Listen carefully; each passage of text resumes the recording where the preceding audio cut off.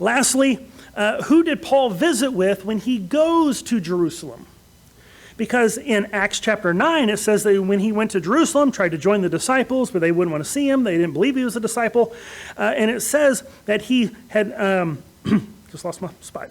Barnabas took him, brought him to the apostles. He declared to them how he had seen the Lord on the road and how he had preached boldly at Damascus. And so he was with them in Jerusalem, coming and going. So that seems to imply all of them. He went to the disciples.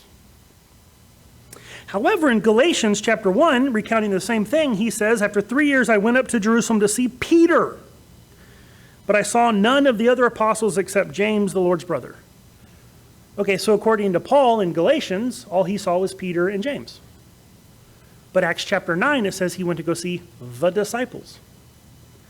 But again, in Acts chapter 9, we are not given specifics of who exactly Paul saw while he was there. And we already know that the apostles don't just hang around in Jerusalem.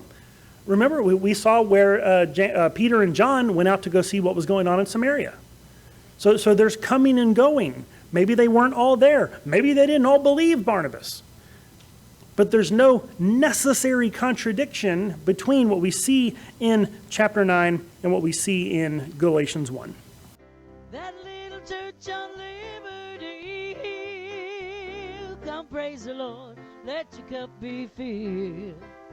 Raise your voices and we'll sing, let God's freedom ring from that little church on Liberty Hill.